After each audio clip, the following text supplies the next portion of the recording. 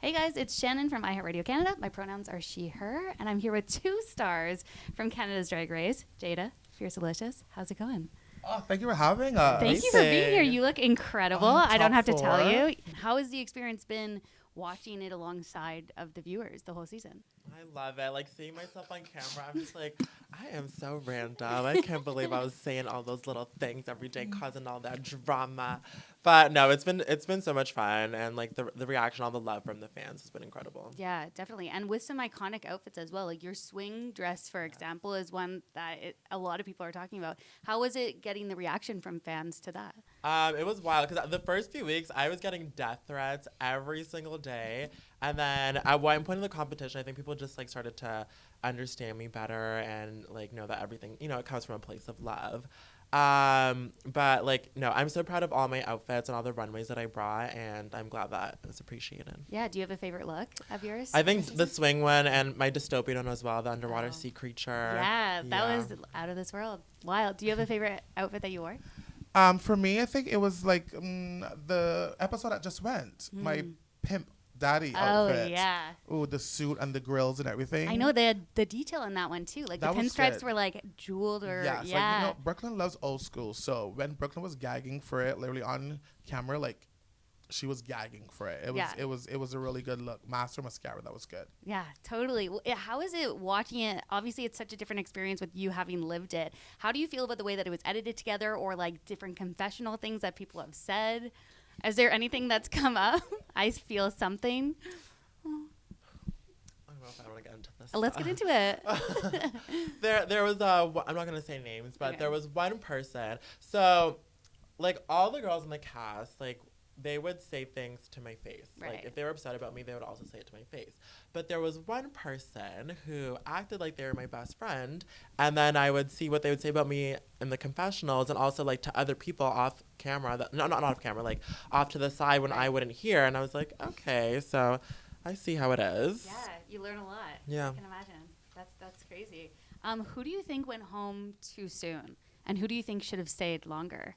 I think Lady Boom Boom for sure. Yeah. She was a front runner in the competition. She was the complete package. She won the first challenge, and I think all of us were shocked when she got sent home. But I mean, to be fair, she did do really bad in Snatch Game. No, yeah, for sure. Like when we all saw Miss Lady Boom Boom, like she had amazing looks. She looked really polished. But for some reason, I somewhat knew because she's really quiet, and knowing Drag Race and knowing the kind of chaos that Drag Race loves, I was like, Boom Boom might not be there too long because she's really like laid back and quiet, Gotcha. Yeah, not enough to make it to the end. Yeah. I But mean, Boom Boom was so like funny off camera. Like when we were behind the scenes, she would make all of us laugh all the time, and then the cameras would come on, and it's just like silence. Yeah. Going back to what you were saying about getting death threats, I'm so sorry that happened to you. You seem to have gone from maybe a less liked character to maybe one of the most liked characters in the show. But what makes you think that changed? I think people just needed to like take time to get to know me better, because when like they first see me, they're like, is she being serious all the time? But no, I'm just like a very sarcastic person. I'm always having fun. I was in the competition just like to have a good time. I also think like once I started taking the competition more seriously and not focusing on all the negativity and channeling that energy into the competition, I started winning more, and people just took me more seriously. Yeah, I got that. Yeah, and like even when she was getting like death threats and stuff, she'd be like, "Oh my God, Jada, like this happened." I'm just like, listen. Yes, you might be portrayed as the bitch or the diva or the villain, what people say, but I'm just like, listen, honey, own it. Like, you're pretty, your body is beautiful, and like literally Fiercalicious had like some of the best looks, or even like the best looks on the season. So I'm just like, girl, own it. Like, whether they talk shit or not, girl, like they can't come for you. Like you were amazing. That's also what I did online too. Like I was getting everyone like making fun of me, so I was like, I'm just gonna make fun of myself. Like I'll beat you to the punch. And, yeah. Right. I love that. Both of you have talked about struggling maybe in the sewing department. And there was 3 sewing challenges. Yeah. in the 3. season. 3 too many. That was the entire season. Thank you, Drag Race. No how was acting that? challenge. Yeah. No makeover. What else? No, there were so many fun challenges we didn't have, but we have 3 sewing challenges. Yeah. How did you feel like you progressed as the season went on? The first sewing challenge really threw me off because it was also one that had never been done before, where we had to take an outfit that we had and deconstruct it and make it into something else. So I got so in my head with that challenge. I was in the bottom because of that. And then moving forward, I saw everybody hot gluing their outfits the first day, and they looked incredible. And I was like, I'm going to do the same thing. So I became a hot glue gun girl, and yeah. Yeah. Well, you know what? As you saw, like I'm the opposite because my first the first episode, the first design challenge, I was in the top. Oh, thank you so much. I don't know how that happened because I am not a sewer. I literally do not know how to sew. But, a pray and a pizza pocket a day helped. Yeah.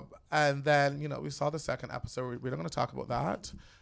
But then just this week, the ball, I did amazing again. So Yeah. even though there were 3 design challenges, I'm glad there were because it made me think, oh, Jada, like once you put your mind to something, like you can do it. Right. Yeah. Totally. And it was so nice to see so much of your heritage as well and your activism and things like that.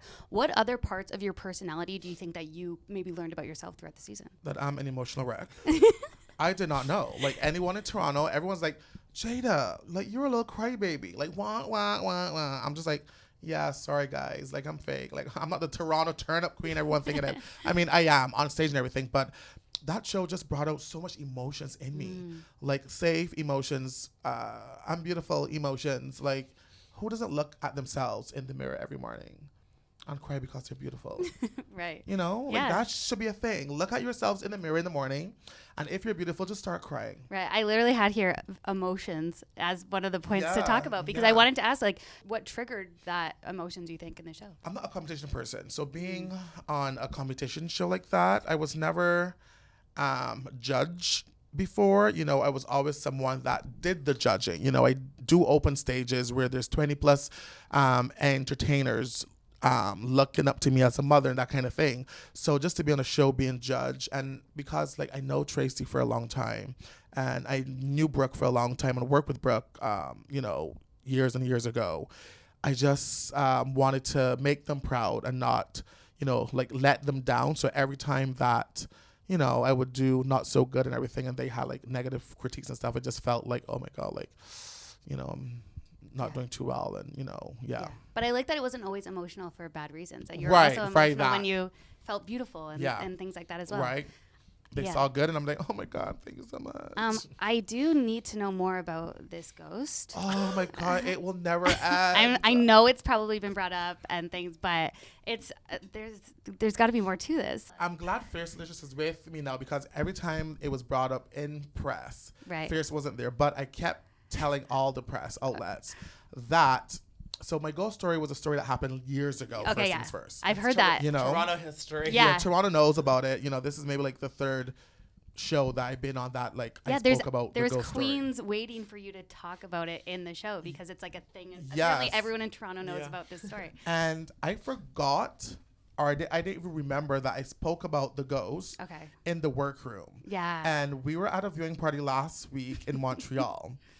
And this little rascal, Miss Fiercalicious, reminded me, because I was like, I saw the edit, I'm like, wait, did I talk about the ghost story? I didn't even remember. No this is way. crazy. What would even, what kind of conversation was having in the workroom that all of a sudden I start talking about being by a ghost?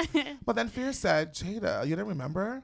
I'm the one that prompted the conversation. I'm the one that said, Jada Hudson, you should start talking about your ghost story. And I don't know where it came from either, because it went from Giselle talking about being bullied to Right. It was like Jada. an emotional Yes. conversation. I was like, what happened to the edit at that moment?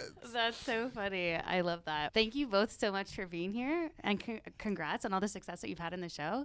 And I can't wait to see the finale. Thank Thank you you. for having Thanks us. for having us. Thanks so much.